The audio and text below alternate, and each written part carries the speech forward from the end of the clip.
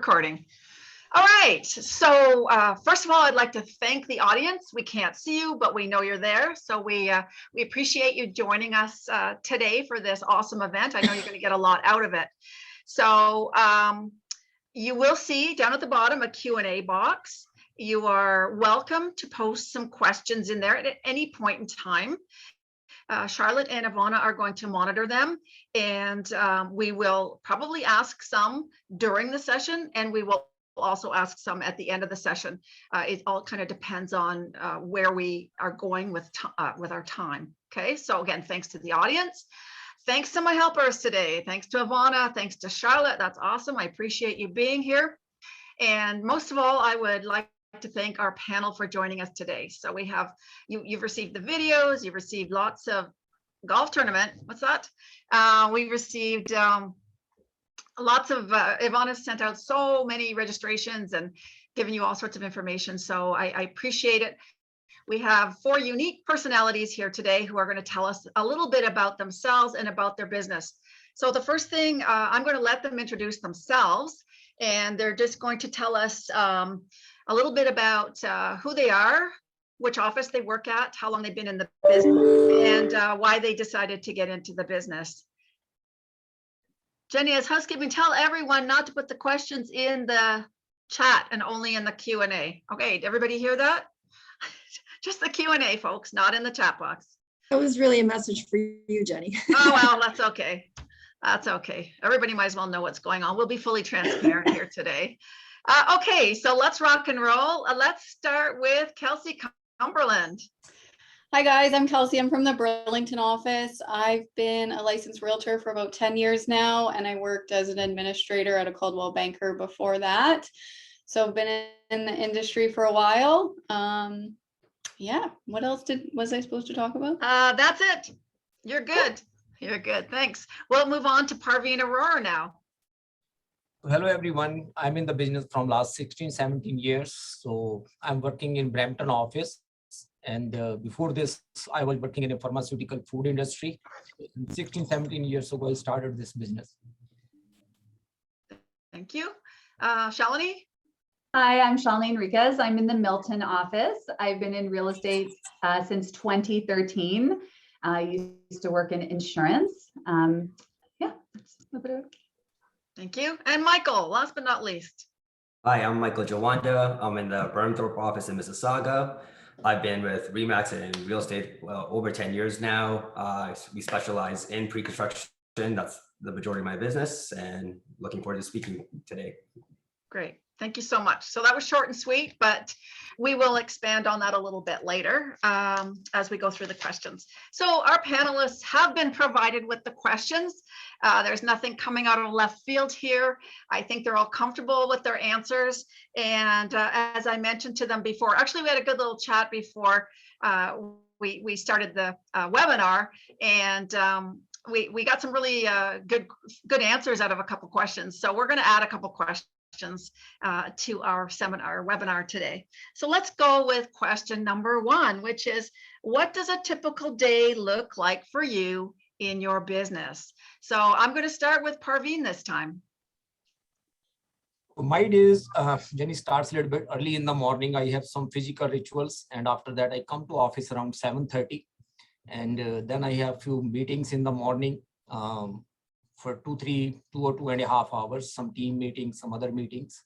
And then in the afternoon, usually some appointments, some listing appointments, or offer presentations. Okay, thank you. And sorry, Parveen, is that every day of the week or? Most of the days. But so even on the weekends? Weekend, I have some different schedule. Weekend, we don't have the morning meetings the way I have during the weekdays. And weekends, mostly the appointments. So what time do you get home for dinner in the evenings? I usually finish my dinner very early, about 5:30, 6 o'clock. And sometimes I come back for another hour or hour and a half in the office. Or sometimes I go on appointment after the dinner. Okay. So you're rolling into your driveway at about what time in the evening? About 8:30. Okay. And then do you totally disconnect and relax at that point in time? after 9 o'clock, all my team members know that because I'm sleeping, so I don't pick up phone because I'm sleeping. I Okay, wake up very early in the morning, around 4:30. so you're definitely a morning person. Morning person, yeah. Morning person. Kelsey, how about you? Are you a morning person? More than Ivana, that's for sure. But yeah, no, every day is different for me. I kind of have some consistent things that I do every day, like look at the hot sheet and see what is going on in the local market so that I know, what new listings are in my area, if anyone asks about them, what things are selling for. And then I always have like my short list of my active clients that I make sure I'm on top of, like, getting them ready to list their house or looking at new listings for them to check out because the market is crazy and you have to be on top of it. But yeah, every day is different. There's no 2 days the same, that's for sure. And are you getting home for dinner at a reasonable time? Most days I try to make it a point to pick up my daughter from school and go home and have dinner with her. And then my husband's a realtor as well. So either he goes out and does the night showings or I do. It just depends on the week and what clients are needing showings or listing appointments, things like that. And how old is she now? She's 3. She's 3. Awesome. Mhm. Good. Michael, what does your typical day look like? Or is there a typical day? I wouldn't say there's a typical day, but like everyone else in real estate, 7 days a week. So literally every single day from the morning to night, literally just you have to be on. And I've been on, like I try to get up early before, people are calling in and ask or emailing us. So I try to get back to people early in the morning. That way by 9 or 9:30, when the calls start coming in, emails start coming in, you can respond in real time because you want to get back to people quickly. And literally throughout the whole day, there's always something. Like on my side, it's a little bit different with builders, and we're dealing with the builder staff. We have our own team on the back end. So we're constantly working with different people throughout the day. And it doesn't stop for me. Like honestly, I can work till 11 o'clock at night. Sometimes I shut off at 8. Every day just varies depending what type of the season it is, how busy we are. Like right now it's super busy. So it's literally every day, 7 a.m. to probably 11 p.m. every day, 7 days a week. So do you ever take some downtime? And if so, what do you do in that downtime? Oh, definitely. I go like, I'll take a day off or a couple of days off, or I'll go away for 3-4 days. Like I find a time where we're not as busy and I'll just take that time off or go golfing or anything to go out just to, to calm yourself down, spend time with family or friends. But it's hard. Like when you're busy and you want to take advantage of that. Okay, good. Shaleni. Yeah, so there's really no typical days, I would say, but I have learned that like if it's not in my calendar, then it just doesn't exist. So I think just putting a lot of those really important tasks in that I know that I have to get done in a day and schedule them in, but we're likely, very similar to what Kelsi said, checking to see what like new listings have come up, making sure I'm touching base with active clients, touching base with our sellers, with our team, like just to see, how things are panning out for that day, or if someone needs help. I have usually some sort of content like scheduled into the day. So we're doing something around Milton or like what we're, if there's something that had to be done for that day, we've been trying to like plan that out ahead of time. So that's a big part of our business. So yeah, so that's kind of, I guess the day goes. It's hard, right? Like every day something can come up, it can be, and then you kind of have to like readjust course and you do like the priority for what's happening, right? So there's some fluidity. I wouldn't say I have 2 teenage daughters, so they don't want to spend time with me anymore. They're not as demanding, but yeah, like I try to make time to make dinner. Sometimes I have a really great husband who's super supportive and helpful. So he takes on some of those things as well if I'm working into the evenings. That's good. So do you find when you go to sleep at night that if you didn't get something crossed off your list that you'll try to put it on for the first thing the next day, or you don't procrastinate? It sounds like you like to get things done. Yeah, like I will, like if I have work by a to-do list. Like I like my list. So on my phone. So I usually would have things first thing that I have to do, like when I wake up. I could be talking to sometimes with my business partner, Michelle, like we could be messaging each other things like quite late. But yeah, it's I will always make sure that things get done. So a list is, I work by a list. Perfect. Good. Great answers, everybody. The next question is, do you develop an annual business plan? Do you create goals for yourself? What does the plan consist of, and how do you follow through? So are you guys all business planners? Let's go to Michael. Yeah, definitely. That's every single year I have a partner, Honigari, so we work together. Every single year at the beginning of the year, we make a plan for ourselves, like what type of targets do we want to hit, how many deals do we want to do in a year, and we kind of work backwards from there, like how do we achieve that number. So we'll do it like a yearly goal, then we'll separate into the quarterly, monthly, what do we have to do, and then the biggest thing for us is you have to go to that plan again, and you might have to adapt and change. You never know what's happening in the market, like, interest rates can change, the economy could go up and down. We had the pandemic, obviously, so you have to adapt and change to your surroundings and what's happening out there. So these goals, do you and Honey actually work them together, or do you both have your own separate kind of goals? We work it together. We make sure we're in line, so that way we're hitting the targets that we want to hit. Okay, great. Kelsi. So I'm not gonna lie, I don't necessarily sit down and write out my business plan, but I do find that the RE/MAX award levels are a good motivator. Here at the Burlington office, we have a healthy competition with other agents, and we kind of all motivate each other and say, where are you at? How are you doing this quarter or whatever? And then I kind of like count my ends, and I think like I touch base with myself or my team every few months and think, okay, how many ends have we done? Where are we at? Are we going to hit platinum or chairman or Titan? And just use that as motivation to work harder or keep going or get on the phone and call people because we're not close or need to get closer.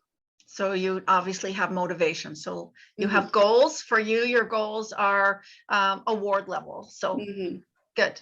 And with Michael, it's basically the number of properties that they want to sell or the amount of money they want to make, and kind of work forwards or backwards with that, right? Yeah, Shaleni, how about you? I don't have like a formal business plan, but I do make an income goal for myself every year, and I've achieved like every year like that goal. I write it down. And I have it in my office, so I look at it every day. I have a business coach as well. So I got a coach like 4 years ago, and I've been working with him. So he keeps me on track as well. So because I have like a weekly sort of touch base with them, so that works as well. Do any of the others have a business coach at all? No. I kind of partner up with, Chris Maynard next door to my office, and we motivate each other and keep each other accountable. And I think that's super important, finding someone that you mesh well with and holding each other accountable and asking each other where you're at and what you need to do to get there. So good. Even if it's not like a formal coach, having someone that you can talk to and relate to. Accountability is important. And Parveen, it's great that we're just coming to you with this question, the other question, because we did mention before everyone joined us that your team does have a coach. So maybe you can talk to us a little bit about how a team prepares a business plan. Do you do one for the team, or do you make each of your team members also have their plan? So, Jenny, we have a business plan for the team together, and on the top of that, we have a business plan for individual. So individual agent have their own goals that I want to do 50 transactions, 60 transactions, then as a team together. And I also have my own individual business plan, how many listings I need to sign every year to achieve the numbers which we want to achieve. So our business plan based on two things. One is the number of deals, and then second is the gross commission, how much commission we want to make. So we write down business plan annual basis, then we monitor it on a monthly basis too. And then from time to time, we make some changes in the business plan, as Michael mentioned, according to the market conditions. If we see that the listing flow is less, so then we see how we can make up the numbers by doing some other stuff, if the listing flow is less.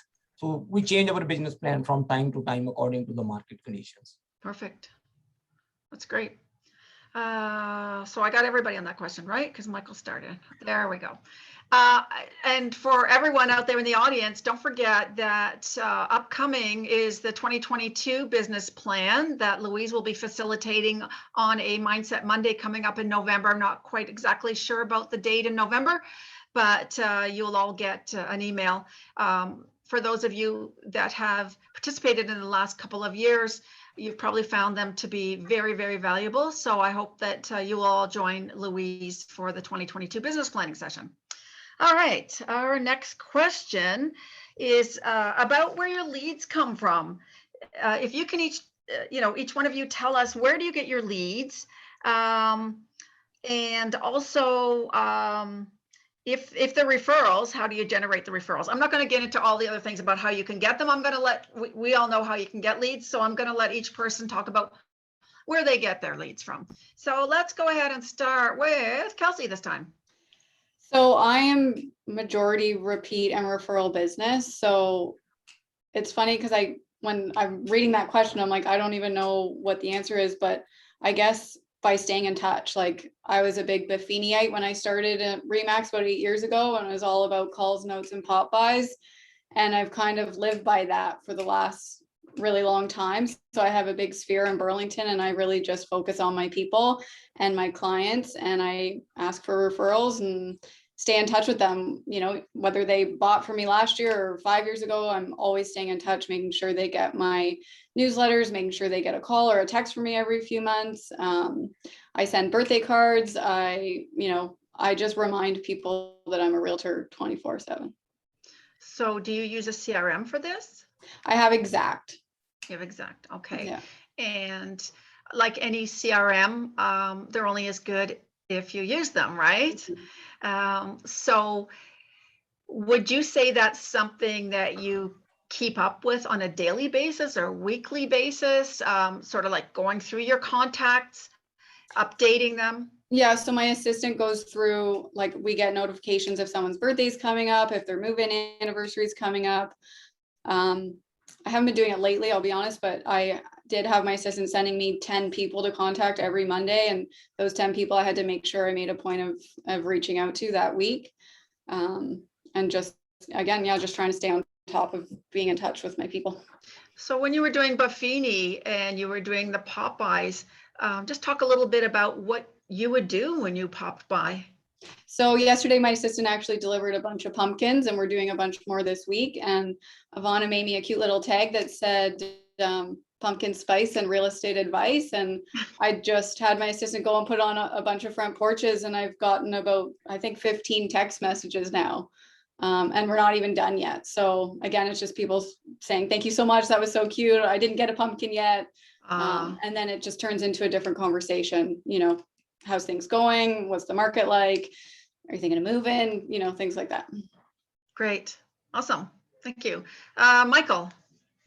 Yeah, like, so for us, like the majority of leads, like we take leads from everywhere. So we don't like to leave any rock unturned. So we'll do Google AdWords, social media. We have, like, honestly, we have a daily newsletter that goes out with new projects. So we're always kind of in your face, and we're always kind of showing you, hey, we're here, you need something. A lot of people that are on our newsletters refer their family, friends, cousins, whatever the case is.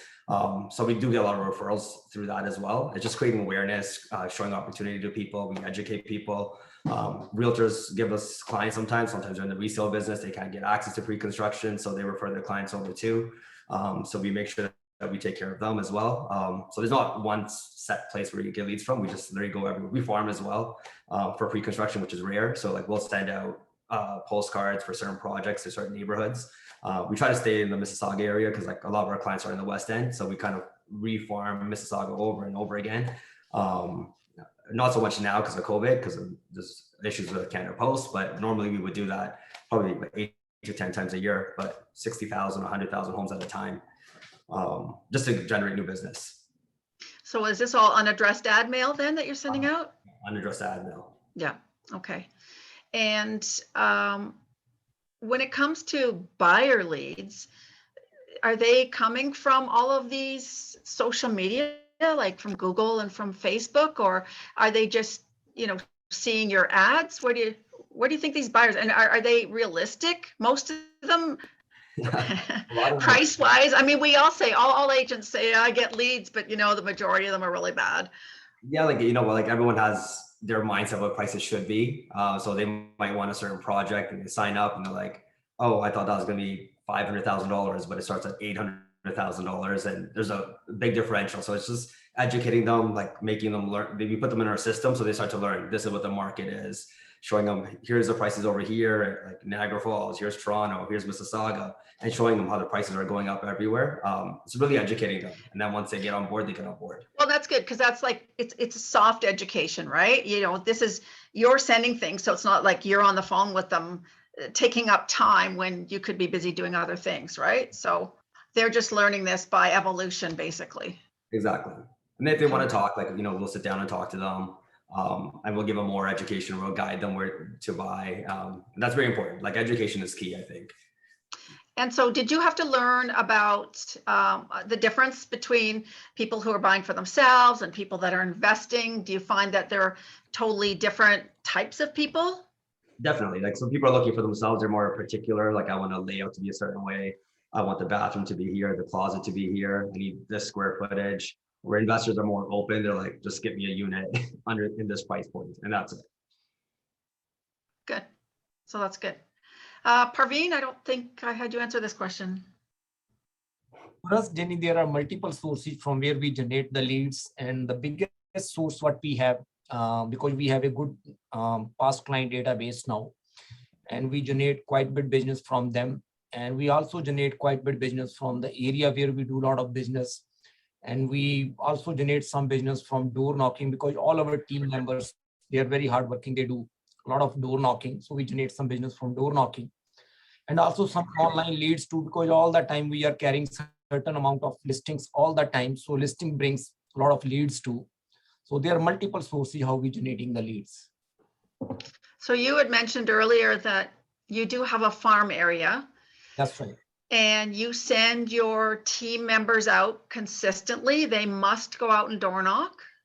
We all go together. Now due to COVID, the system is changed. But before COVID, we were going every week, the whole team together, including me. So all of us, we were going for door knocking once a week, and individually they were going different times. And did you find that, obviously there were probably some of the team members that were shy about it and others that were more comfortable with it? How did you help those who were a little anxious to overcome their fear? Honestly speaking, Jenny, I didn't even need to help them, because once they are going together, they don't even feel shy. So on one street, sometimes two people go together, especially the new people, and then they see if the other person is doing this way, that's how they are talking. So they learn from that one. Then slowly, they get better on that. So basically taking the buddy system works. That's right. And what about, what are they taking with them? Are they taking something that they're dropping off? And what kind of questions are they asking? The questions, because we follow Mike Ferry sales system. So they follow the scripts, the Mike Ferry scripts, and we have sold listing in that area, listed any property listed there. So the different type of flyers they take in the area.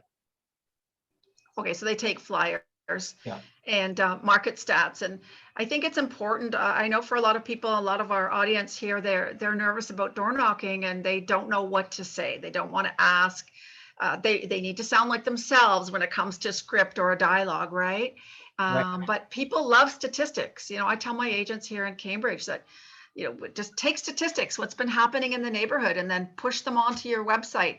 And it makes it easy, right? And I don't know if any of you go around and do talking to people in the neighborhood where you've just gotten a listing, or if you've invited people to have a neighborhood open house. I know Louise talks about this in her 90-day program with her dynamic open houses. Have any of you done something like that? Some of our team members, they really put a lot of efforts even on open house. So before the open house, they go in that area and they distribute the flyer and invite people that we are doing the open house. Sometimes even before Saturday, Sunday, on Friday, they go and they invite people that tomorrow I will be doing open house. And one more thing I learned Jenny, especially from the open houses. I don't know, it could be different for the other people, but what we see, the traffic which is coming to our open houses, at least 25% of them, they are the sellers. They just want to see how we are conducting the business. And after seeing that, they come back to us, how we conduct the business. Then they give us the opportunity to sell their properties too. Yep. And I think a lot of people don't understand, like a lot of agents, when they're doing an open house, they don't understand that they're being checked out. Yes. And there could be potential sellers that are in that house. So, yeah. They all the time give us the feedback. Oh, we went to your open house. That's what we like. That's what we didn't like. And when we are on the listing appointment, they tell us, in that open house, we didn't like this thing. So please don't do that. So they are really upfront too. Interesting. Yeah. Shaleni, I don't think I asked you this question yet, did I? Do you remember what it is? Where do we get our business from? Yeah. So yeah, we are largely repeat and referral as well, socials another place, and we do quite a bit of agent referral business as well. And I think that's come from really niching down hard on like Milton, like where we live and work, and so we are like identified as like, as Milton realtors. So I did a couple of deals even this year that were from Ottawa agents, and then it was referred from somebody who was like, oh, we're looking for a Milton agent, and then like my name will come up or because of that. So Milton, definitely like branding yourself like in that area is very helpful for us. And Milton's big. It's not like it's just a little neighborhood. Parveen Farms, a geographic area. So for you to take on a whole town is quite large, and it can be quite expensive if you did the sort of normal way that agents used to do, which was the evaluation postcards and things like that. So tell me, do you still do that, and does it work, or are you using your own avenues of getting this business without blasting the whole town with postcards? Yeah, we don't really do anything print. Like we will send out, maybe around a sold or something, but majority of everything we do is digital, because this is like where people are like the majority of the time. So we want to meet them where they're at. So that could be through, in the past, I've like even just stood outside of a sold sign and then, ran a YouTube ad around like that area to homeowners in Milton. There's all sorts of different ways that you can tackle that, like depending on where your target clients are. So I like YouTube. We like, Michelle really like Facebook has been really great there. And we like Instagram, like those are 3 places. But I think if you really, YouTube is owned by Google, and that is a great way for people to search for you if they're like looking for homes in a certain area and you want to be found for that, or if you want to target those areas. So we put a lot of focus on that for finding because people. You're doing what most agents don't do, right? Mm-hmm. Yeah. Right. And so when it comes to referrals from other agents, how would you what would you suggest to a new agent out there, how they would get referrals from other agents in different areas? Well, like the ones that came to us, like even just like the last couple I've had, I hadn't ever met those agents before. So, but it came just from somebody asking, they're like, oh, she, like they make a lot of videos about Milton, like, they're like Milton realtors. So like, I think it's just for, it doesn't mean that you have to like niche down on your area. Like I understand like there's like Mississauga is like a huge area, but if you like you can do a digital farm, right? Like if you love like Meadowvale, like you could be like the Meadowvale person, right? Like you put like the stats up, like people love stats. So you should be doing your market updates about Meadowvale and like putting that stuff out there and being consistent with it, right? So, or like if you love doing condos, like you could, it doesn't have to be like a geographic area. I guess it could be whatever it is that you love to do.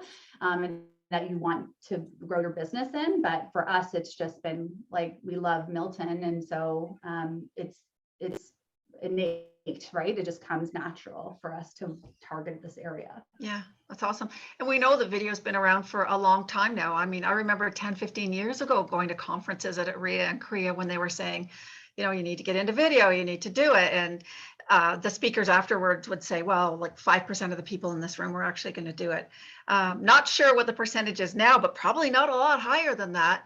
And I know Louise talks about it in her 90-day too, but if everybody can just look and see what Shaleni's doing with video and some of our other successful agents in the office, we see a lot of awesome stuff on Instagram right now with agents from our different offices who are just, you know, they're kicking it and doing a great job. I think, as you all know, one of the biggest fears about the video is, you know, I'm going to make mistakes, or I don't like how I look. I don't like how I sound. What do you say to that? Well, even in the comments, so that's a, you know, it's I hear that all the time when people have messaged me. They're like, "Oh, I want to start doing video. Like, how did you get started?" And I'm like, even like when we started this like panel today, like there was many people that were like, "Oh, I loved David's bloopers," right? Because that's relatable, and like you don't need to show up. You don't need to be like perfect all the time, right? Like there's a time and place for, you know, really curated marketing. Like our listings are beautifully curated, like marketing, but there's also time to be human and be present. And it's called attraction marketing, right? So be yourself, like, and show up for yourself. And it only becomes comfortable when you're consistent. Like I haven't always been, you know, comfortable to jump on and do it, but now I could go on and just shoot a quick video and it can be very conversational and feel and be really authentic. But that just comes like you have to just be like the more you do anything in life, right? The easier it gets. So yeah, I mean, look at Delio. You know, he's a rock star now, right? With video, and Ivana has had all of our events, you know, videoed in the last few years, and we've done some different management videos. Delio's done quite a few, so it's not easy for anybody. And so, you know, give great credit to David for doing that. Nobody wants to do something like that, but he did it for Ivana, and the bloopers were awesome. And so we do appreciate, if you're on there, David, yeah, thumbs up, 2 thumbs up. It's good because you feel like, you know, like you can know him a little bit more, right? And like that's the power of the video, like that will far always, like over any email, like if you can show up on video, like that's why when we can go into, you know, a listing appointment that somebody who's seen our video, it's just almost, it's warmer already because they feel like they know you. They know your personality. Mm-hmm. Yeah, that's awesome. Yeah, I think it's great because even for a brokerage like this size with 1,050 agents, not everybody knows David and Delio. You know, they're not in Cambridge. They may not see them well, and with not having the events, it's been hard to meet in person for the last couple of years. So this makes them relatable. And so, you know, when it's coming from the top down, then our agents should be following, right? So it's great.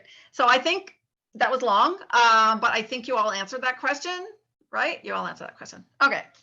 So the next question is, well, it's kind of a follow-up to this one, whereas how much time do you typically spend on lead generation in a day? So let's expand on that a little bit.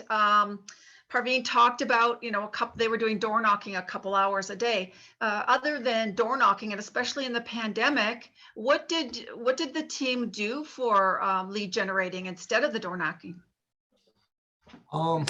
During the pandemic, Jenny, what we try to do, we try to call our past client and known people whom we know. That was the one thing we did. And on the top of that, in our system, because there are a lot of people who contacted us, leads on the different listings and for the buying and even on the pre-con side. So we try to call those people also, because we know that those are the hot leads. These people are maybe doing something in the coming 6 months or 1 year. So we were trying to call those people and not generating, I would say filtering the leads, you know, those are the hot leads, so where we can do more activity with them. Yeah, and I think this is something that when the pandemic hit, that the managers were talking, I think most of the managers talked to their agents and said, this is what you should be doing now. If you were a door knocker, if you were an open houser, this is now the time that you need to follow up with your warm leads. not a good time to follow up on cold leads, but your warm leads, your past clients, tell them you're thinking about you, check in on them. How are things going with your family? And you all know, what that year, 2020, what the results were. I mean, it was a fantastic year for real estate. So to our audience members out there who followed up with their clients and took advantage of this last year, maybe you've continued to do it. A lot of you started contacting people via video. It was a big learning curve for all of you, but kudos to all of you who did do that. What Parveen just mentioned, large teams, you have a large team and you had to just stop, right? Stop an important part of your prospecting. Other thing, what happened, when we were calling for last year, most, some of them, they did the sales with us for their existing homes, but we got a quite big business. Even they didn't sell anything, but they bought some investments with us. So that's why we got a very good edge on the pre-con side too, even on commercial side too. Some people, they did some commercial transactions with us, but they were our resale past clients. So when we were talking to them, one way or other way, we were able to generate some business. Right. And investments too, right? I mean, anyone that's attended Delia's investment seminars, you all know that that's another revenue stream to follow up with. So yeah, that's great. So Michael, what about when the pandemic hit? What happened in the pre-con business? Take us from March 2020 to October 2021. So when the pandemic hit, like a lot of builders, they kind of stopped selling right away because they wanted to see what was happening. In our side of things, actually, that was probably the best thing for us because before everything was in person. So you have to go in person for signings, in person for showings, in person for everything. And from that, we got to sign contracts virtually meet people over Zoom or whatever, Google Meets. Signings all became remote and they're continuing that way. So it makes it easier for us to do more now because I don't have to physically show up at a certain sales office. We can sign 3 deals at the same time, technically. So it was a really good thing for us, technically, with the pandemic and everything. So that's really streamlined your business. Yeah, definitely. And you picked up new techniques that you have carried forward now. Exactly. And I think a lot of agents have done that. Yeah. Yeah. So the leads, did you find that the leads were still coming in fast and furiously? Yeah. So as soon as the builders, they went back onto the market, people kept buying. And it's like, we thought the opposite, like people would shy away from buying and, like I want to be more reserved, see what's happening in the world, but it actually picked up and it's hasn't lost steam since. And prices have gone up with material costs and building costs have gone up, but people are continuously buying. And it's a lack of supply. Like there is truly a lack of supply. Right. And so for those who are, buying pre-con, what is the average time out for moving in, like 2 to 3 years now, or? So a lot of things are condos now because we're like running out of land. So condos will take 4 to 6 years. That long? Yeah. The homes are typically 1 to 2 years on average. So it all depends what you're looking for. So I guess you're saying when someone is buying now for something that's 4 to 6 years out, you've got a lot of lifestyle changes during those 6 years, and you're going to have, a single person who's bought a 1-bedroom, for themselves, and 3 years later now they've got a wife and a family. Do you find that they're still they're buying these and then just using them as an investment, like closing on them and keeping them as investment? And then are you getting them any buyers that want to buy bigger? Yeah, so we encourage people. We're like, listen, we know you're trying to move in, but you don't know what's going to happen 3 years from now, 4 years from now. With your job, you could relocate. So buy with the intent to move in, but most likely it'll turn into an investment. With the appreciation that happens, I tell them, if you bought a 1-bedroom and the market picked up and you got some appreciation, you can sell that, use the gain, and buy a 2-bedroom now that's on the market where you can walk in, or buy a house or whatever you need for your lifestyle at that point. Perfect. Who didn't I get? Kelsi, I don't think you answered this yet, did you?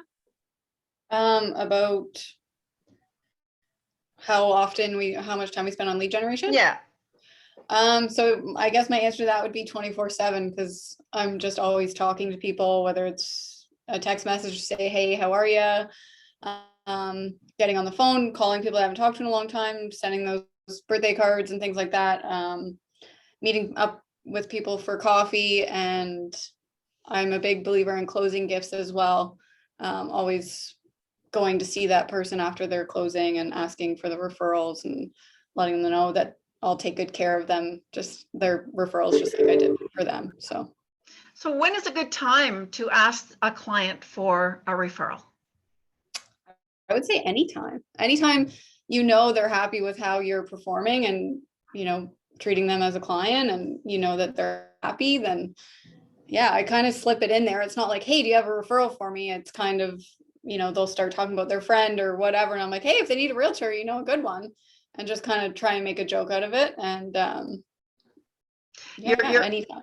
Your answer is exactly what Nick Bailey, who's the I think he's the president of Remax in the States. He was in Toronto last week at a broker owner manager conference, and he was telling everybody that agents should be asking for the referral when their client is happy. Yeah. Because oftentimes, you know, by the time the deal is closed, they've had problems with inspections or problems with appraisals or with their lawyer, and they don't like the mortgage broker anymore, and they moved in and there was water in the basement. So all of a sudden you're not their best friend anymore. So it was, you know, perfect that you said that was anytime and when they're happy. So don't forget, the first broker manager I had when I got into the business in 1989, he would say to his clients in a very humorous, Alan Bain, you know him, right, Charlotte? So he would say in a humorous way to his clients after the house sold, he says, wow, like I've just sold your house now you have to replace the listing. You know, like haha, like kind of jokingly, but they're like, oh, okay, I do, okay. So it's just, you know, it was just his little humorous thing is like, okay, you're off the table now, I need another listing. And I really do find that people that are happy and, you know, they'll tell 10 people, whereas people that are angry will tell even more. So yes, customer service and making sure you go above and beyond is super important to get those referrals. And yeah, just making sure you put yourself out there and ask for them. and being on people that love to help as well. They love to be of assistance to others. So it's like, oh, hey, like, you know, I'd really appreciate those referrals. That would, you know, be a huge thank you to me for all the help I did or whatever. They're like, yeah, for sure. And then they tell everyone they know about you, and you get a call a couple weeks later. So right. So I think all agents need to find their advocates, right? Who can advocate for you. You know, you've been a good client. I remember years ago, I had a friend and she ran a daycare center. So, you know, you got a daycare lady that likes you and they're telling all the different moms and things like that. So you just need a person like that that's happy. And sometimes that person hasn't even been a client of yours, but you know, they know what you do. They like you, they trust you, and they're going to give your name out to people, not even having used you, right? Yeah. So that's great. So while we're on this subject, you talked about reviews. How do you guys handle a negative review, or have you ever had a negative review on Google or on Facebook or anything? Any of you put your hand up? No, nobody's had a negative review. That's awesome. I know that some of our viewers may have had it, and Nick Bailey also said, yeah, you get that negative review, just go out and get 5 positive ones. And he says it's going to drop down the line wherever it is. You know, it's going to go on to page 2 and page 3. So replace it with a whole bunch of positive reviews. Not ones that you've written, of course, yourself, but real people. Shaleni, did you answer this question yet? I don't think so. No. Lead generating. Yeah. I think we're constantly lead generating. I think that's like the power of like the video, and also just with the product, like with the properties that we put out. We get a lot of calls on that. Like they love the way that the property looked, the way the property was marketed. So we get a lot of calls to people want to list their house that way, or they've seen something that we've put out there, like on the socials or out into the world. So that would be a way. And then I think like it goes back to really, we focus on like, why do people really refer? And it comes down to like, they don't really refer because like, you know, like they really want to help you. Like they feel good when they refer and you've done a good job, and then it comes back to them. Like I just did one deal like it was in Mississauga and it was a referral from another client, and like we had all these offers. And then that night she called the girl that had referred her and she was like, thank you so much for referring. Like, this was so awesome. And then she called me and she's like, oh, like, thank you for helping my friend. Right. So now it's just like that Big party. Yeah. creating like raving fans. And so like with everything like customer service and just like creating this incredible experience for people is like above everything else that we do. So like the byproduct of that is that people like they look good too, right? So everybody Yeah. What I see on Facebook that's really great also is I'll see an agent putting their listing on and then someone is like tagging someone in it, right? And so it's like they're bringing it to someone's attention, and then it's getting shared and that's awesome. You can reach out to that person who's your friend and say, wow, you tagged this person. Why are they looking for a house? Is this, why did you do that? Yeah, they're like, look at their staging. So then we've had calls from people who are like, oh, a friend sent this to you. We don't even know who those people are, but like someone's just seen the things online and sent them to someone else. And then that's created an opportunity for us. So like really putting yourself out there and like just doing a really great job for your clients is I think the number one strategy to get referrals. Yep, that's very good. Here's a good question.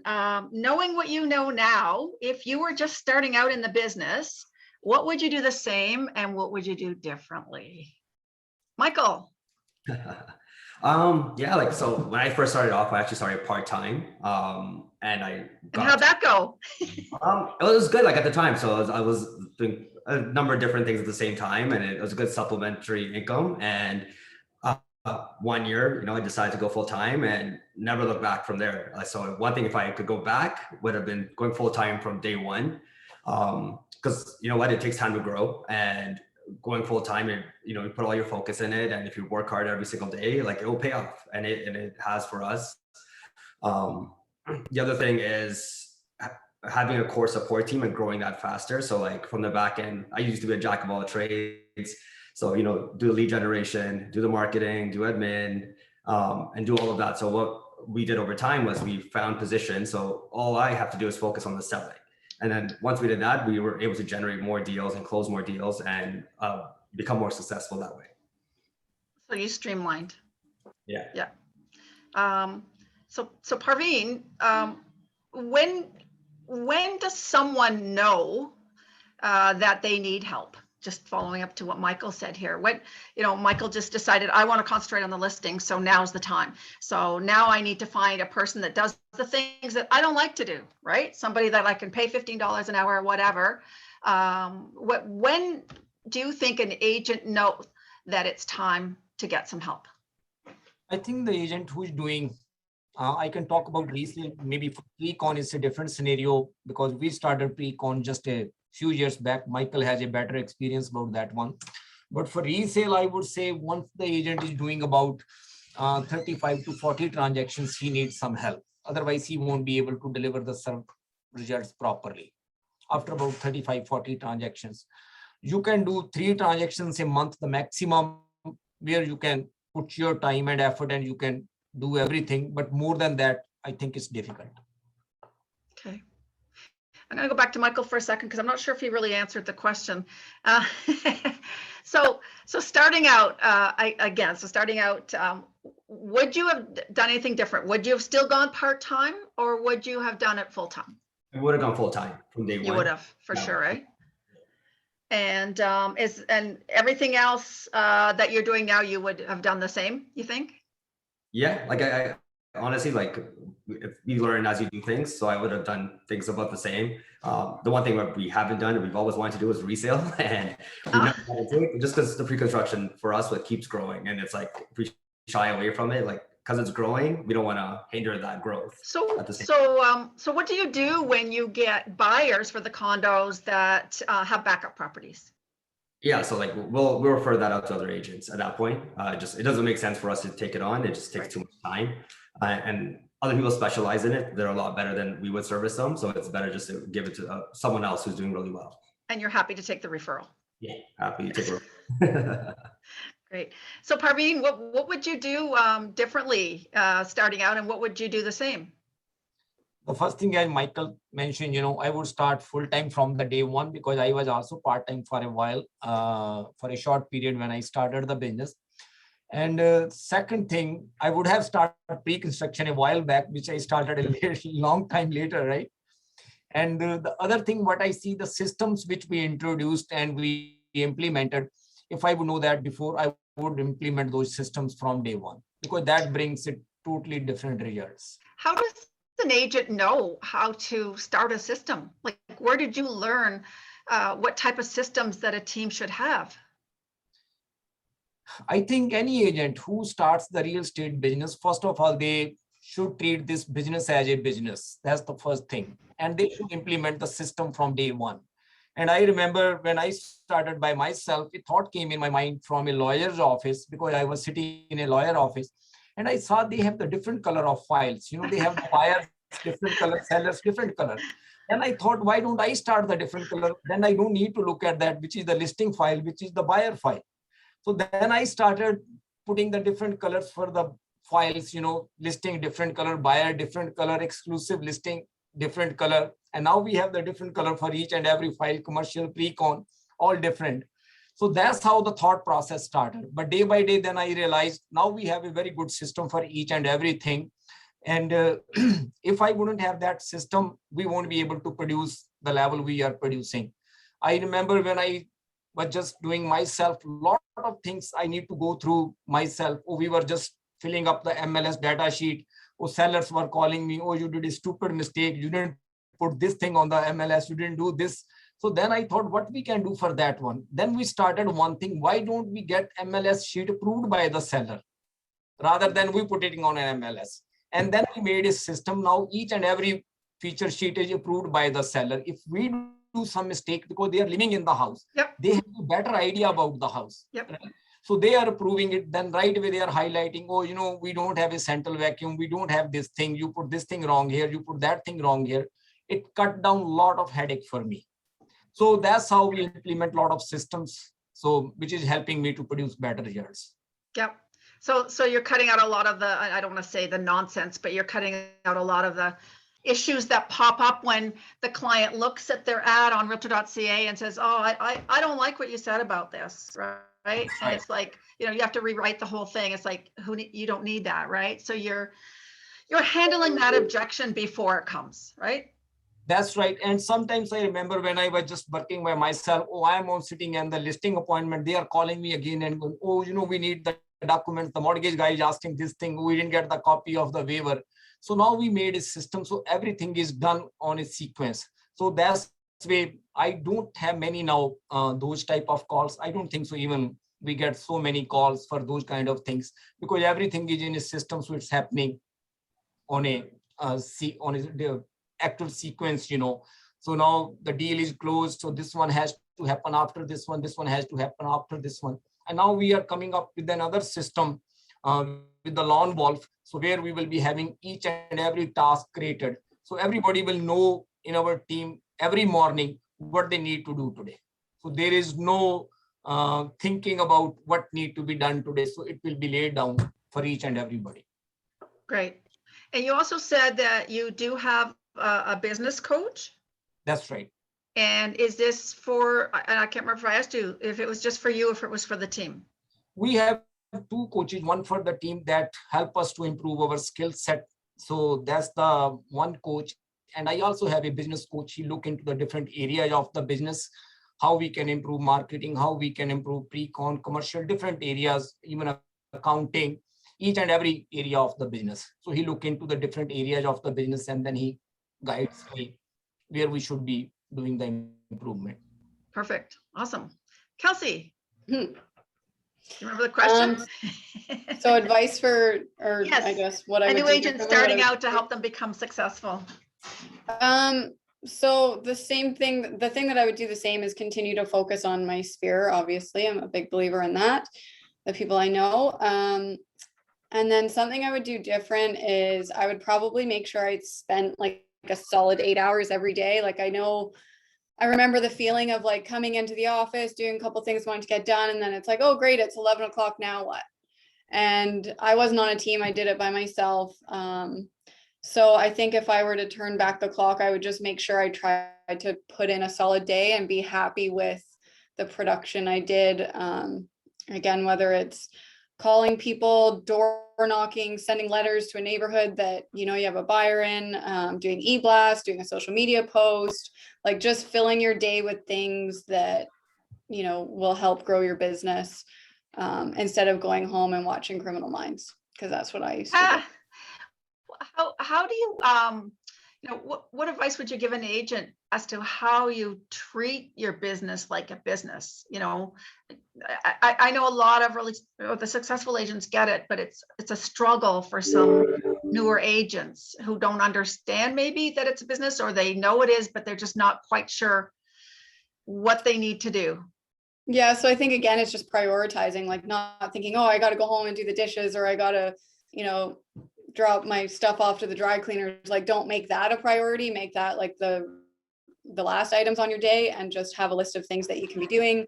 If you don't have much on the go, like spend a lot of time with busy agents, like surround yourself with agents at the office that you mesh well with, and pick their brain, or, you know, go sit in your manager's office and ask them questions, ask them what you can be doing. And yeah, I think just being present and being at the office. I know it's hard with COVID now, but I guess we have a really awesome team here, and a good office and good administrators, that it makes it easy to spend some time here and talk to people and ask for open houses, or just be available, because sometimes those busy agents can't show that house or do that inspection or whatever. And if you're there to help, then, you know, they'll be calling you when they have a referral that they can't get to, or an open house that they need help with, sort of thing. So Great advice.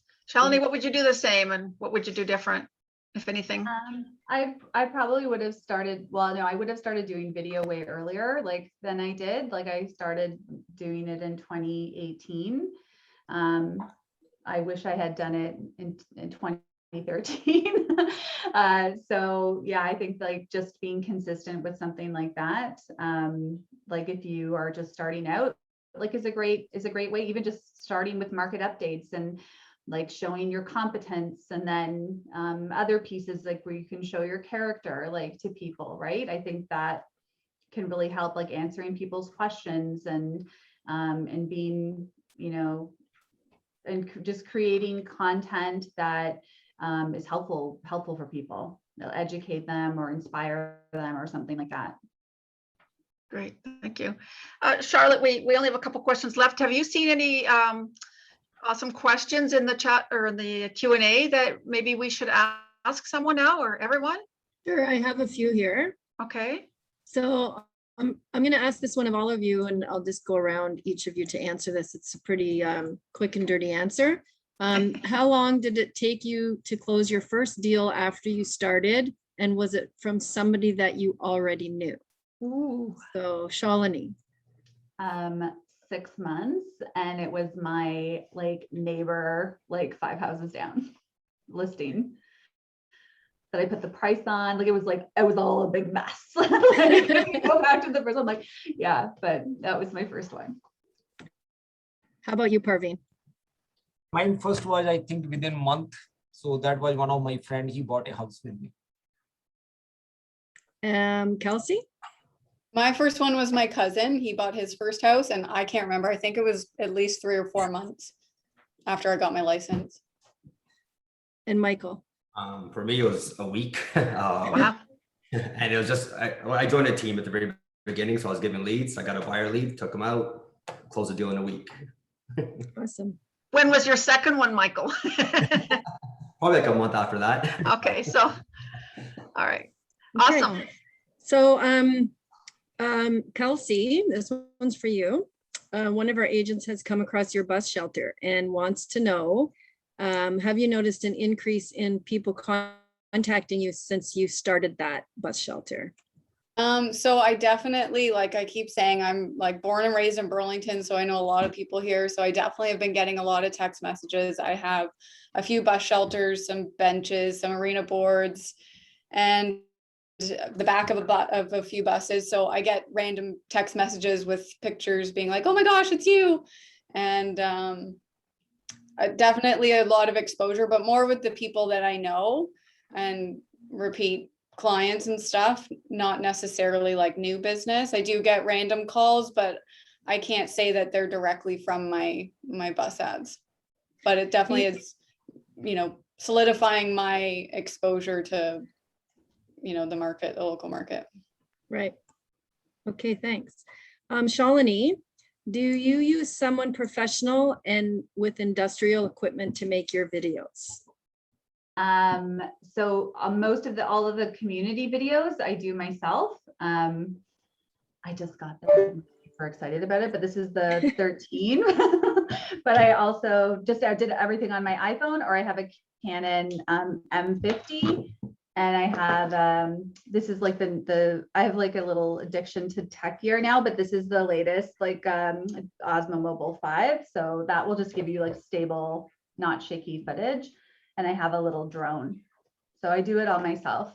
And I learned how to edit. And this I really can thank Charlotte for, because Charlotte, like back in the day, was like, I was like, oh, look, she's like, you should take this course. And it was Michael Thorne and Jesse Peters. Like, if they're Remax guys, they run a video boot camp course. If you ever get an opportunity to take it and you think like video is something you want to do, like highly recommend.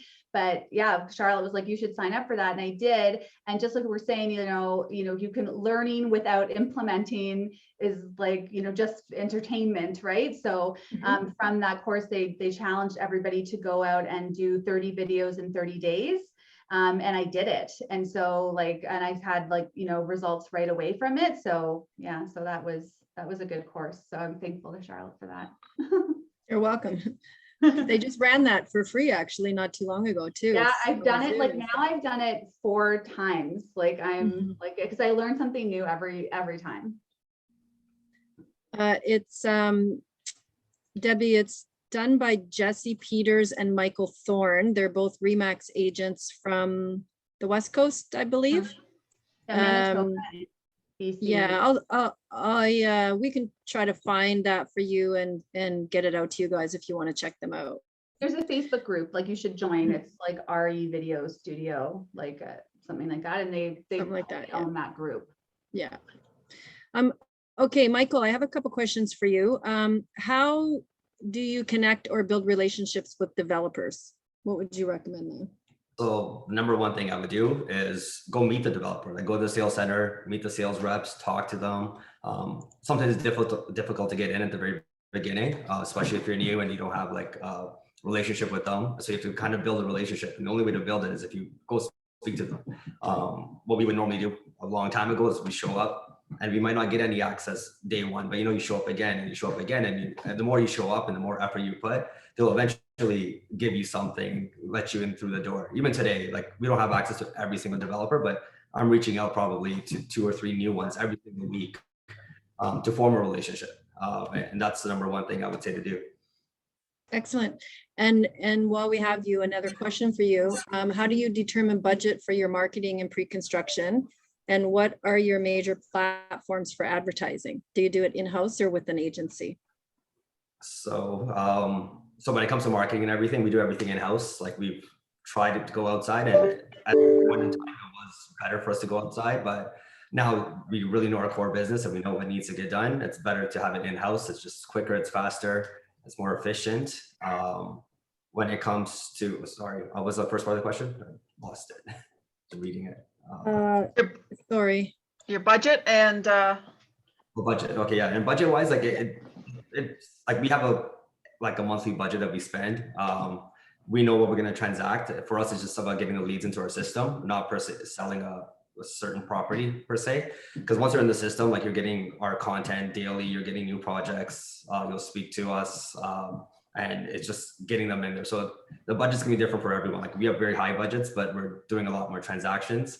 For someone starting out, you might not want to spend so much, and you might want to spend your budget more on projects per se where you have access to it. So someone who has inventory, for example, there's always someone looking to buy it. So that's my advice to anyone who's starting out. Excellent. Kelsi, you spoke about closing gifts. What kind of closing gifts do you normally give to your clients? That's a hard question. It depends if they've bought and sold, you know, depends on the person, depends kind of what they need. I've sent Chris's idea, actually Chris Maynard's idea, he sends Nespresso machines, just shows up at your door.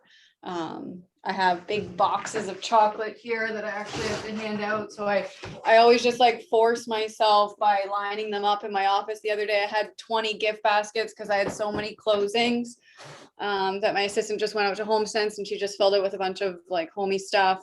And you know, it just depends. I'll add a gift card to it for a restaurant out, or it depends if it's an investor, a seller, a, you know, executor of an estate. Like every deal is different, but yeah, it's usually, I don't know, between 100 and 200 bucks per end, I would say, depending on the house. Depending on if she liked them or not. Yeah, and if I want to work with them again. Depending on how much commission there was. But you know what? I don't think it matters how much you spend. I think it's just the fact that you've made an effort to come and see them and acknowledge that they just made a big purchase, and it's super cool and it's worth celebrating. Yeah. And can any of you that get a lot of leads or do lead gen, what kind of systems do you use to keep track of those leads and continue follow up with them? Parveen, can you answer that? Right. So for leads, you know, we have initially when we started, we were just managing everything manually, but now we have a system. It's a follow-up boss.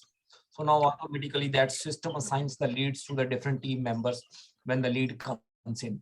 And on the top of that, they can also put their own leads too if they have the open house lead or any door knocking lead. And that system gives them all kind of reminders, whatever they want. So that system is helping them to do that. Great. So that's all the questions I have right now, Jenny. Okay, awesome. Thank you, Charlotte. The next question would be, what advice can you give a new agent to help them become successful? Maybe talk a little bit about not only the advice, but what challenges that you know they probably face and how to overcome some of those challenges. Let's start with Kelsi. My biggest advice would be just talk to everybody. Be nice, be friendly, be happy, like talk to your mechanic, talk to your hairdresser, talk to everybody you know, and make sure they know you're a realtor. And you don't have to say, hey, I'm a realtor. You can just talk and be nice. And how's your day going? You know, you guys busy this month, whatever. And the conversation will just naturally come to the fact that you're a real estate agent.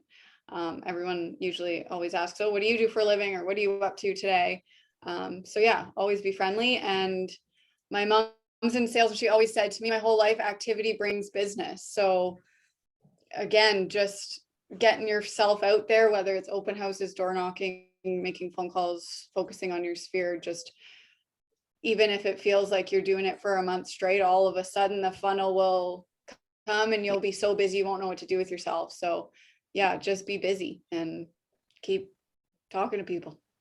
And then once you do start to get busy, it's just don't let any of those leads fall off the table, right? Like, you know, I think this is what a lot of new agents, you know, what happens to them is first they've got nothing, they plant some seeds, now they get really, really busy, and now they're not continuing to prospect, right? Because they're busy. And then all of a sudden everything sells, or they're finished with the buyer and they're left at, oh, like now what? And I've got nothing again. And so you have to start planting the seeds again. So I think what you're saying is, you know, is try to stay consistent, right? With the and just follow up is key. Like, you know, if you have a lead and they're like, oh, I'm not really thinking about it right now, like maybe in a few months, like make sure you put a reminder in your phone to call that person in a few months. Or even just send them market updates. Like if you know they live on a certain street or whatever, like that's why I check my hot sheet every day. Like if I see a house on a street that have sold and it's someone that I know lives on that street or a client that's thinking of selling, it's like, I make sure I send that to them. Hey, how are you? Just saw this sale, you know, thought that would be cool for you because, you know, we're going to make lots of money when it's time to sell yours one day. So And don't you find that it's easier when you become excited about something and you Yeah, for actually have sure. something to say? You're bringing positive news, and you know there's not going to be any objections or anything. So that fear has kind of just gone Yeah. away, right? Because you're excited. I know that used to happen to me when we did agent open houses. And I would go into an agent open house, and it's like, I have somebody for this house, right? And Yeah. somebody you may not have called for weeks or whatever, and like the first thing you do is you're on the phone, hey, I saw this great house today. So I think it's a lot easier when we are excited about something. Yeah, and you always just have to have an item of value. Like, not necessarily to call them or reach out, but it's really cool if you do have an item of value and you're excited about it, and it's like, this house sold, or I have a lead on a house that's not listed yet. Do you want to go see it first? Or, you know, trying to just make it seem like they're the most important client. Great. Shaleni, what would you say to our new agents who are watching here today? I think, Kelsi, you really touched on it. It's like like fortune is in the follow-up.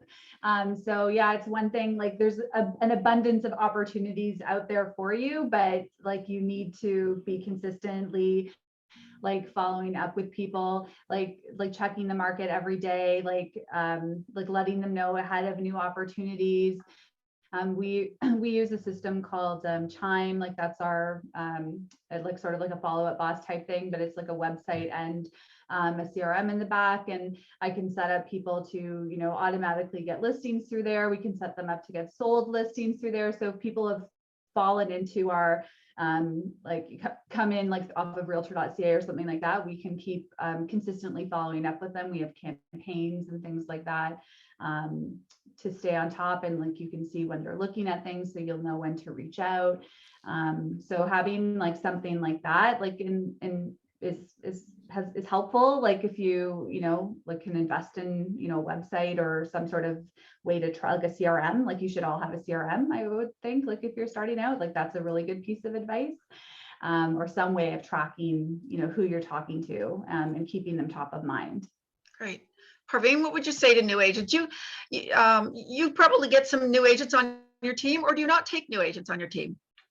We have, Jenny, some new agents as well. And as Kelsi and Shalini mentioned, for the new agents, I think the number one thing is what I feel, they should come to work every day, because that's the biggest challenge in our industry, that because we don't come to work every day. Because if we are not coming to work, we won't do anything. And if we won't do anything, we won't get any result. So coming to work, that's the most important thing. And secondly, the most important thing, talking to people, that's the second thing, what Kelsi mentioned, So coming to work and talking to people, that's the two most important things in the business. So with your new agents, how do you, obviously, do you do training with them themselves, or do you tell them to take training with the brokerage, or how do you handle that? We have a different training system for the new agent and for the seasoned agent. For the new agent, because the way we run our business, anybody comes with us, it's very difficult for them to work with us, especially the new agents, because we are running at a certain speed. All of our agents, they know the system, how to get the listing signed, how to get the buyer sales, they know the system, they know what to do, right?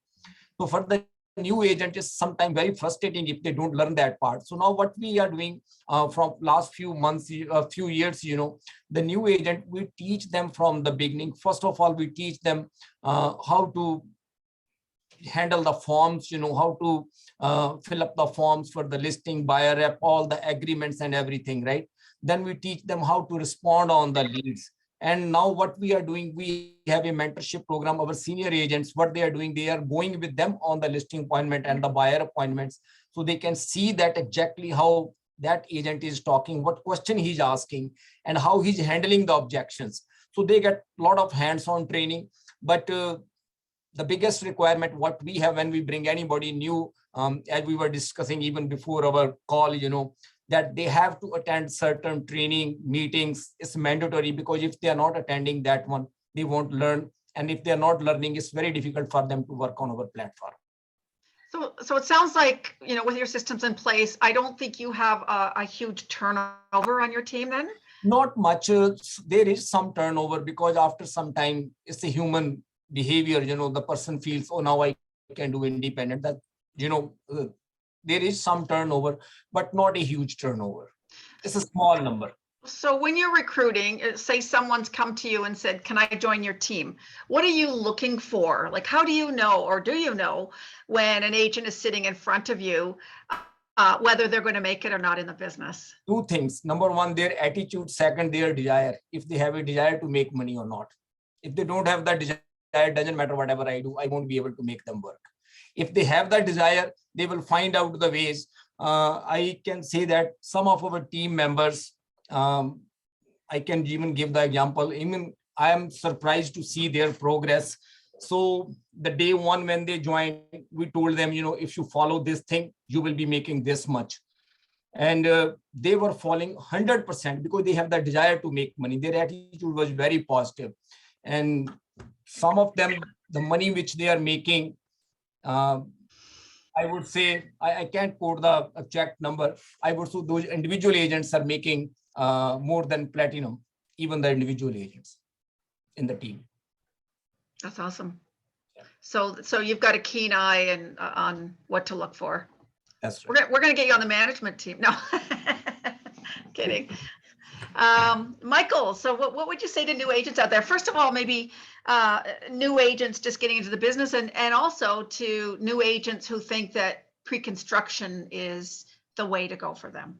Okay, so yeah, so my number one thing, a new agent coming to the business is educate yourself.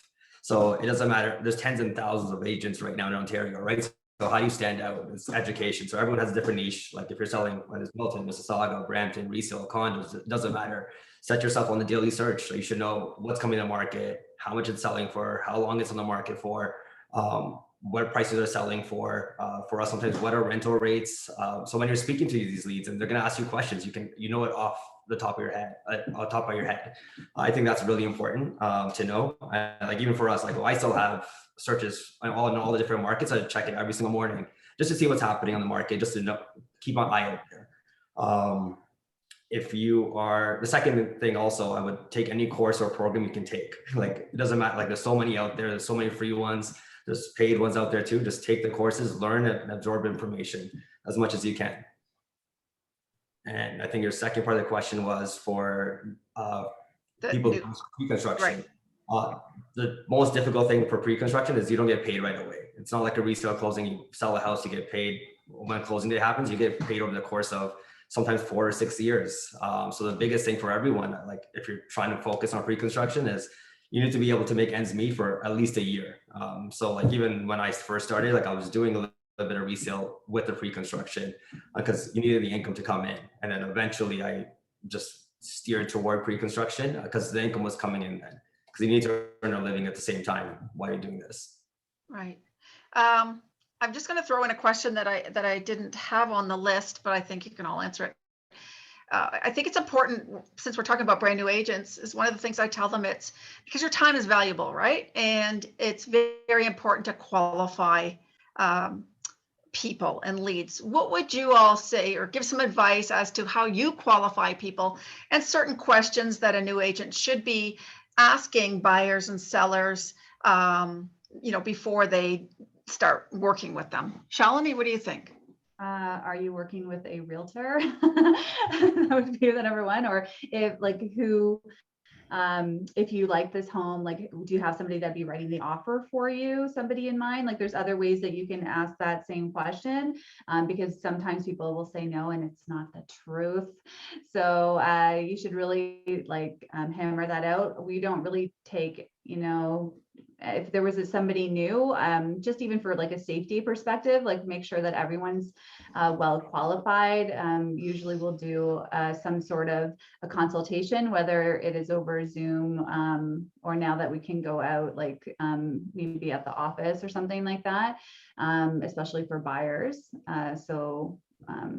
I think you do have to qualify people. You don't want to waste your time running around with people. And I just don't have time as well right now, especially I think the busier you get, the better you are about making sure that people are qualified before you go out. Have they talked to a mortgage broker yet? Did they just start a new job? There's all sorts of conversational pieces that you can have with people, especially in this market, because it's such a crazy market. So you have to, they will never get something unless they're well qualified and pre-approved, and and all of those things. So you really have to do if you do the work up front, it saves you so much time and heartache later on, right? Right. Thank you. Kelsi, do you have anything that you would add to that? I think instead of saying like, have you been pre-approved? I like to say, who is your mortgage person? Because then if they don't have someone and they've just gone online and thought they got a pre-approval, then it's like, oh, well, I don't have one. It's like, okay, well, I have a really good one. Here's my guy, the mortgage guy, or someone at the bank or whatever. I think that gives you a better idea of whether they actually are pre-qualified or not, instead of them. Because most people say, yeah, I'm pre-approved, I can afford this or whatever. But I think if you ask a specific question about it, it gives you a better idea of whether they actually are or not. Right. Parveen, anything to add? We always try to find out one thing from buyer and sellers, their motivation. That's the number one thing we try to find out, because if they don't have any motive to take action, doesn't matter whatever we say, they are not taking any action. So we always try to find out what's their motivation, why they want to buy, why they want to sell. And once we understand their motive, what's the motive they want to take the action, then Jenny, we can say that, then we put our 100% on that one, rather than spending time on 10 different buyers or sellers. We spend 10 times time on one seller. So let us get his listing signed first, then we will focus on the other ones. So you prioritize. That's right. Because Michael, when it comes to new pre-construction, what are your thoughts on this with qualifying? Is it a little different or? Similar in a way, like you have to get to know your client, know how, like, so pre-construction, put deposits down. Do they have X amount saved up? Because you might have to put $100,000 down. A lot of people come to us and say, I have $20,000, I want to buy a condo.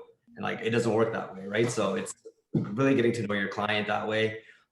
Again, with the pre-approval as well, like they might not be able to afford something that's $600,000, like they might not qualify with the mortgage rule. So, and like I think Kelsi was saying, like we asked, do you have a mortgage person? And we'll go refer someone. And if they don't, that lets us know if they're qualified as well. And if they're qualified, again, we're going to work with that person more than someone that may not be qualified, right? Right. Well, I've got some individual questions here for each of you, or one question each, and we'll wrap up a little early. Michael, I think we did talk about how you got into pre-construction and what it's like to have a business that strictly focuses on that, but what else would you like to share about the pre-construction? Do some agents have preconceived ideas of that it's easy, or is it, I think a lot of people do think it's very easy. There are a lot of buyers out there. There's a lot of investors, but it's a two-part thing. So one side is you got to find investors, you got to find clients that want to purchase, build relationships with those people. And the second part is you have to build relationships with the builder, because that's where you're getting the access from and how you're able to sell. So if you don't build both relationships at the same time, it's very difficult. We have lots of agents that come to us all the time. Hey, I have 30 buyers for this project. I go at the same time, I go, yes, I have 100, and that agent has 20, and that agent has 30. But the builder can't give us everything to like us alone. Like there's other agents as well that work hard and are in the industry, and they have to spread the love a little bit. But it's just maintaining relationships and building it over time. It's not going to come in year one. It's going to take 3-4 years to really start building to hit volume. Right. That's good. So basically you just have to work on it and get out there and get in these builders and developers' faces. And so what do you think it is that you're providing them now that they're choosing you? Is it your experience? You're able to show them your past, what you've sold, or do you think it's your marketing? Or what do you think is the most important reason why they're choosing you now? It's a mix, right? So like we educate our clients a lot, so they're not coming and signing and asking a million questions. They're not canceling deals. So we educate our clients a lot, and builders see that. It's also the volume that will turn for a project. So it's not like I'm selling one and then selling 0 and then selling 3. It's like we'll concentrate on a project. We'll put marketing dollars behind it. We'll send emails, we'll follow up, and we'll keep working projects. And builders like that, right? They'd rather deal with, if there's 500 units, they'd rather have 30 people sell it than 500 different agents sell it. Right. Less headaches. For sure. Awesome. Thank you. So Kelsi, basically this question, I'm not sure if it's been answered yet. How do you go about getting referrals from past clients, when and how? So I think really you have already answered that. You talked about that you ask right away when they're happy. You have a follow-up system. Is there anything else that you want to mention, maybe that we haven't talked about, to get referrals?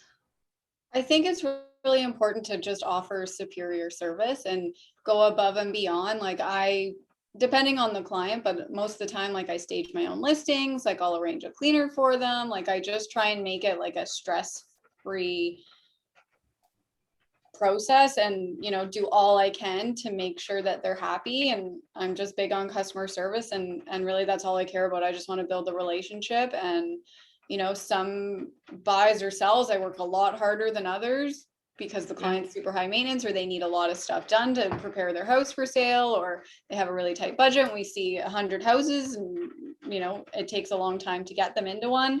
But I just don't stop until I know they're happy and we've gotten the result that they're looking for, so that they continue to tell everyone that they have the best realtor ever. Great. Awesome.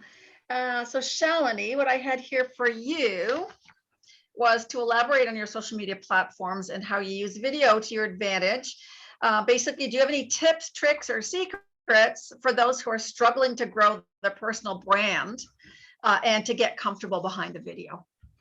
I think it would just be like, find something that you're comfortable just talking about. We're all, and start with that. So like everyone has like little, whether you know it or not, like scripts or things that you will say like consistently, like with your clients, like even just in that you've made up. So if you have like tips or helpful information, like just start contributing and recording yourself. And you can do it, like take a course, like learn how to do video, and then, you know, like set it up at home and like just do it a few times and like till you feel comfortable, right? If you take a course and you learn even how to just like edit little tidbits, like that might be better for you. Or maybe you're someone who just doesn't want to look back at what you did and then, so, you know, go live or something. Like there's a million ways to do this business successfully. Like you could door knock, you can do video, you can do pop-bys and, you know, like send items of value. Like there's a million ways that anybody can be successful in this business. So you just have to find what it is for you. If you don't want to be on video, maybe start a podcast and then you could promote it that way. Like I listen to podcasts all the time. Like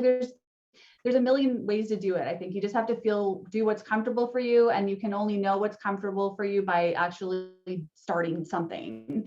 So if you want to do like social, there's like, just start looking at YouTube. Like there's a million people doing it like amazing, and there's courses and everything. So I think like it's that Nike, just do it. Like you have to start something, right? Awesome.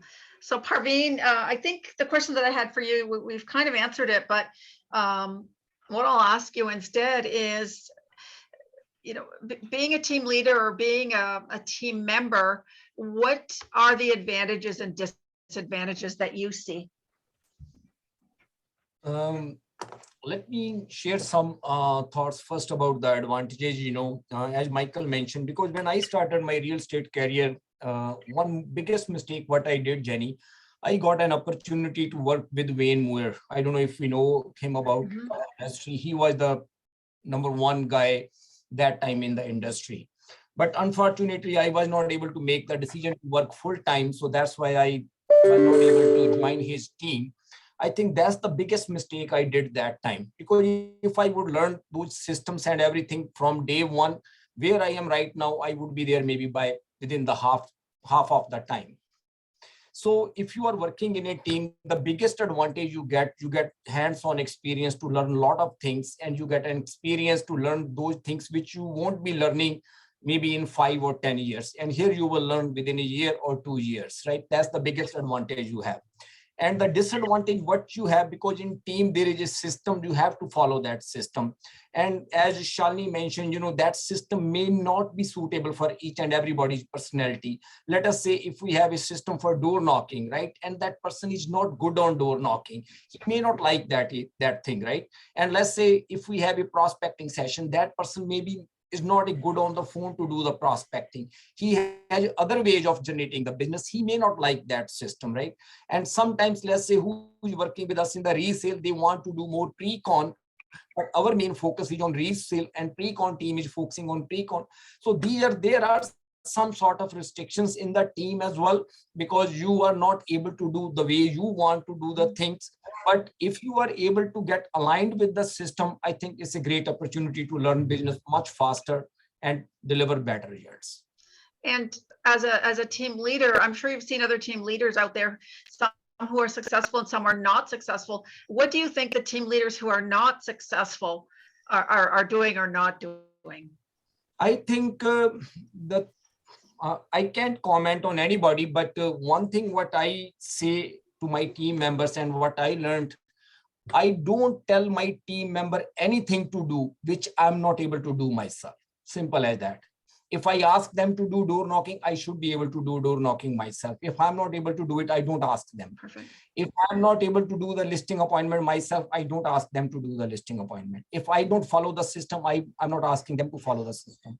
So what we do and what I do, we have a system. I do things with them. It's not like that if I'm a team leader, oh, I'm not doing this, I'm not doing that. So we collectively do the things. Even for the team members, let's say if they go on the listing appointment, they are not able to close that appointment, then I tell them, try to set the second appointment. Let us go together and let us try again one more time together. And sometimes we get, sometimes we won't get. So I think any team leader who wants to run the team has to keep in mind one thing, that they should be setting an example for their team. If they are not doing the things what they want the team members to do, it will be difficult. They won't be following you.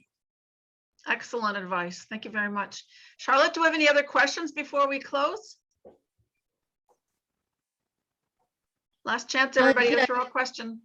Just a couple. Did any of you do cold calling when you first started, and did it actually work? Well, I bet Parveen did. We did cold calling, and cold calling and door knocking, that's how I started the business. I still remember, still we have the membership. I forget the name of the company, they give the numbers, but nowadays those numbers are not working because a lot of people don't having the home phone numbers. So that's where I started, door knocking and that cold calling. That's probably telelisting you're referring to, yes? Yes. That's right. Yeah, we still have that. I like to call it warm calling. Like, I don't want to just go knock on doors or call people unless I have a reason to. Like when I first started, if there was an agent that had a listing that sold, then I'll ask that agent's permission to go and like walk around the neighborhood with a just sold flyer, or invite just neighbors only to like a VIP open house before my open house at 2 and do it from 1 to 2. I send out letters to people that you might have a house to sell that you have a buyer for. Like I call it warm calling instead of cold calling, and have a reason to do it. Actually, Kelsi, you are absolutely right. I learned that after a long time, when I've been through the coaching and other stuff, there are other ways to do that. And that's why now we don't need to do cold calling, because we do a lot of activity and we have enough options to do the prospecting around those listings and the properties which we are selling. And we also have a good database also. If we just do the proper follow-up with those people, we are able to generate quite good business from our database too. Great. Michael, did you do cold calling, or did you just go, you went visiting to the builder sites? Yeah, visiting builder sites. No cold calling, just warm leads, especially like lead generation and calling them essentially.